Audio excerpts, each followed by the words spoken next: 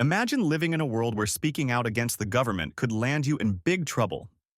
That's what life was like in the 1830s in Upper and Lower Canada, where ordinary people fought for their voices to be heard. Today, we're diving into one of Canada's most dramatic chapters, the rebellions in Upper and Lower Canada and the daring leaders who sparked them. William Lyon Mackenzie and Louis-Joseph Papineau. Buckle up, because this story has fiery speeches, dangerous uprisings, and the roots of Canadian democracy. Brought to you by Super Simple Sheets. From coast to coast, worksheets that work. Discover the full range of what we offer at supersimplesheets.com. Section 1. The background.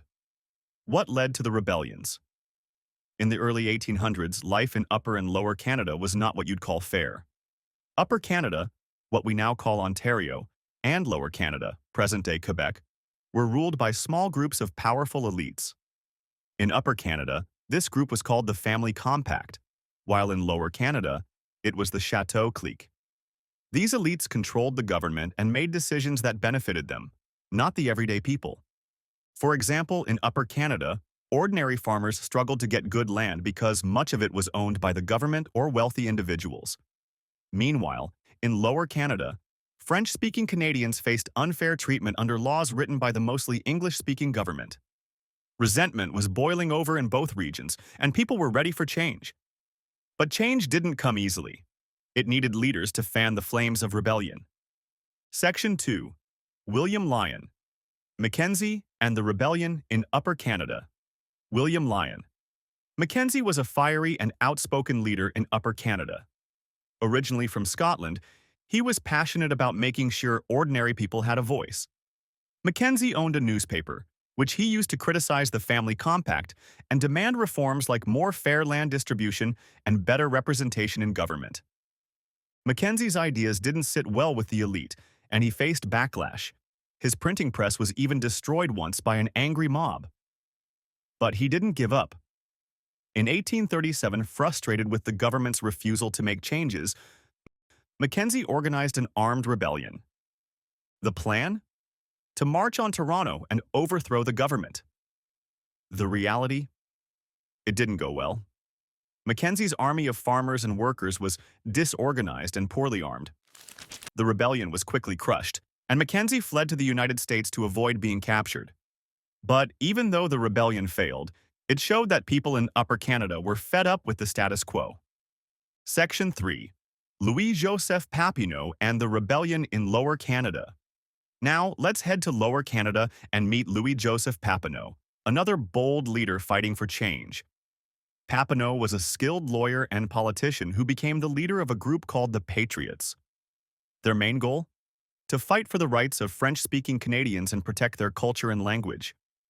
Papineau and the Patriots were frustrated with how the British government ignored their demands for fairer laws and greater representation. For years, Papineau tried to work within the system, using petitions and speeches to push for change. But just like in Upper Canada, the government wasn't interested in listening. By the late 1830s, Papineau had enough. He called for armed resistance. The Patriots took up weapons and launched a series of battles against British forces. At first, they had some small victories, but the British army was too strong. The rebellion in Lower Canada ended in defeat, and Papineau fled to the United States, much like Mackenzie. Section 4. The Aftermath. Did the rebellions work? Both rebellions might seem like failures.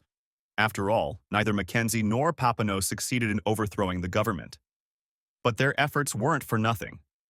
The rebellions caught the attention of the British government, which realized that changes were needed to prevent future uprisings.